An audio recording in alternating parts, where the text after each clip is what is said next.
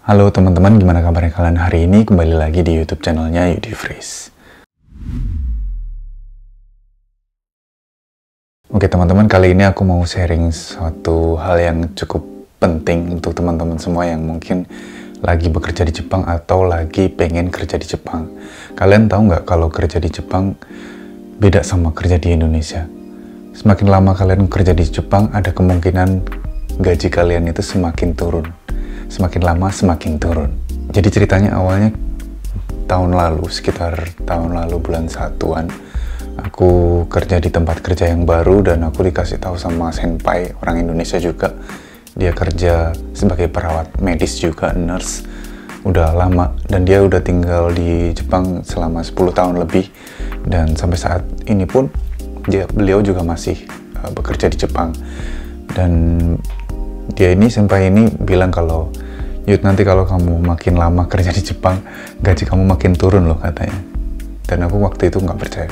Kok bisa sih? Kenapa bisa jadi turun? Bukannya makin lama bekerja itu harusnya makin gajinya makin naik. Dan ternyata setelah aku lihat juga, aku baru ngerasa setelah 2 tahun ini, kok gajiku turun ya? Kok pendapatanku itu banyak banget yang terkurangi gitu. Yang paling mencolok itu dari potongan per bulannya, potongan dari asuransi kesehatan, dari hokeng itu asuransi kesehatan, sama potongan dari pajak zeiking, ada jumingze sama sotokuze, pajak pendapatan sama pajak penduduk. Nah, aku mau kasih tahu ke teman-teman semuanya dan kasih gambaran real case-nya, karena aku mau kasih lihat ke teman-teman sebagai referensi teman-teman. Kalau kalian kerja di Jepang, mungkin di tempat kerjaku seperti ini, cuman di tempat kerja teman-teman mungkin yang apresiasinya ke karyawan lebih tinggi, kadang bisa sampai setiap tahun ada kenaikan gaji, atau setiap 2 tahun atau setiap 3 tahun ada kenaikan gaji, mungkin ada. Cuman kebanyakan di Jepang itu kenaikan gaji itu susah, dan itu udah jadi pengetahuan umum untuk di orang Jepang sendiri pun seperti itu. Nah, kenapa kok bisa tiap tahun semakin turun? Itu karena zeiking, alasannya yang paling besar. Semakin tahun zeiking itu semakin besar.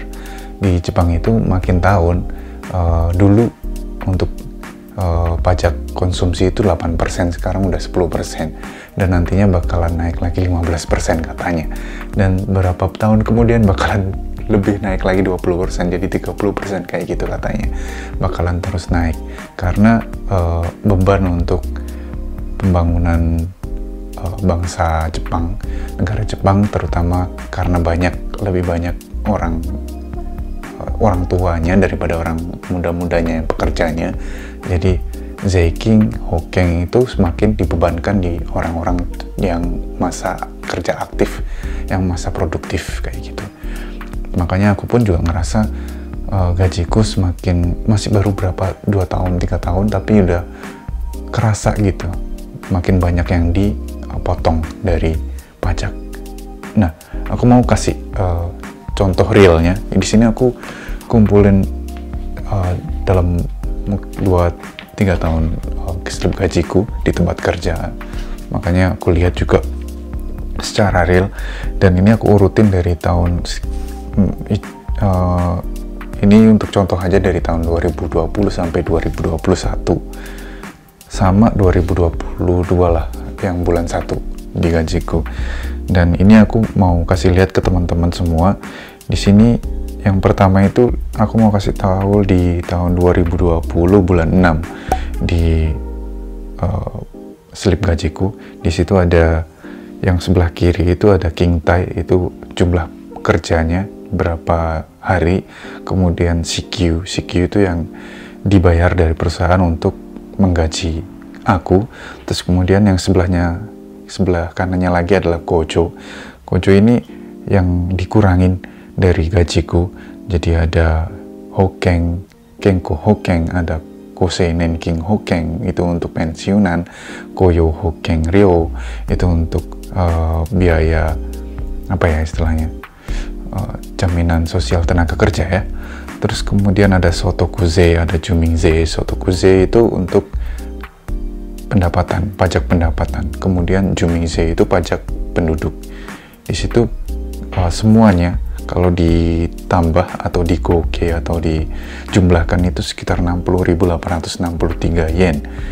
Jadi ini yang dikurangi dari angka yang sebelahnya yang 357810 ini dikurangi 60863 itu jadinya 296.947. Itu yang aku terima ke bank, rekening bankku. Ini kalian sambil aku kasih lihat di sekitar sini ya, nanti biar kalian bisa lihat. Ini yang tahun 2020 bulan 6. Nah, kita kemudian lihat yang berikutnya di tahun 2020 bulan 9 nih, yang di bagian kojo yang tadi aku bilang kalau itu bakalan dikurangin dari jumlah CQ, jumlah yang dibayar dari perusahaan ke aku untuk gajiku maksudnya. Nah, ini totalnya yang tadi di bulan 6 tahun 2020 itu totalnya 60.863, di bulan 9 udah naik aja nih. Nah, jadi 64.633 yen. Karena ada Sotokuze-nya itu beda, naik. Kayak gitu. Terus yang lain juga Hokeng Ryo juga naik. Terus Kosei Nenking Hokeng itu juga naik. Jadi naik lagi. Kita lihat lagi nih di bulan 2021, kita loncat agak jauh aja biar cepet. Tahun 2021 bulan 6 itu untuk kojonya yang tadi tahun 2020 bulan 9 kojonya masih 64.633, sekarang kojonya udah 69,923. Maksud saya 69.923. Itu naik. Terus kita lihat di tahun 2021 bulan 9. Ini naiknya lumayan kelihatan nih. Kojonya totalnya itu jadi 72.491. Padahal tadi masih 69, sekarang jadi 72. Nah, ini masih belum selesai sisi sini. Yang tadi, yang ini kan tahun 2021 bulan 9. Ini sekarang yang paling baru nih, 2022 bulan 1.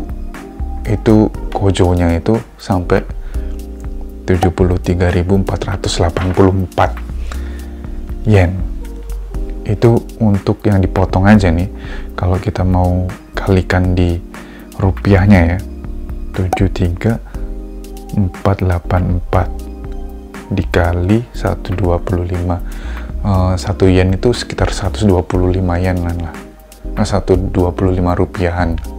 Jadi kita lihat itu potongannya aja udah 9.185.500. Bayangin aja uang 9.185.000 hanya untuk potongan asuransi, potongan Nenking, untuk biaya pensiun sama pajak penduduk, pajak penghasilan, macam-macam itu dipotong segitu. Nah, kenapa kok bisa semakin besar itu? Karena memang Jumingze atau pajak yang lain-lain itu semakin hari semakin meningkat. Nah, untuk teman-teman yang bekerja di Jepang dan mungkin ada rencana untuk kerja di Jepang, kalian dan punya keluarga yang jadi tanggungan di Jepang, maksudnya di Indonesia, misalkan kita kerja di Jepang tapi ngasih uang nih, ngirim uang ke Indonesia, nggak rutin juga nggak apa-apa sih. Cuman sering ngasih uang untuk misalkan adik atau untuk orang tua atau mungkin bahkan kakak.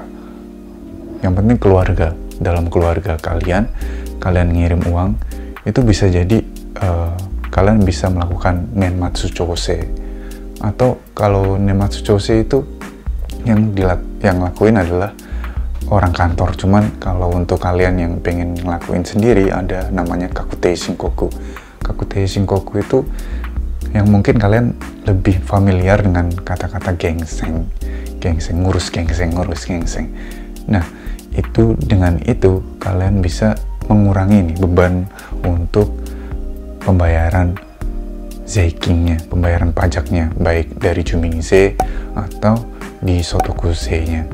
Nah, supaya kayak aku nih, karena aku tuh udah 2 tahun ini sama sekali nggak melakukan kakute shinkoku dan nggak ngurus gengseng. Jadi kakute shinkoku tuh sama dengan yang kalian bilang ngurus gengseng, tapi sebenarnya itu adalah kakute shinkoku. Jadi aku rencananya tahun ini mau kakute shinkoku untuk tahun 2020 sekalian juga di tahun 2021 kemarin. Supaya apa? Supaya uang yang dipotong itu berkurang. Nah, teman-teman juga supaya nggak kayak aku, misal kayak apa ya, semakin tahun semakin bekerja makin lama tapi malah gajinya makin berkurang karena potongannya banyak. Biar nggak sampai kayak aku, kalian harus caranya adalah melakukan kakute shinkoku.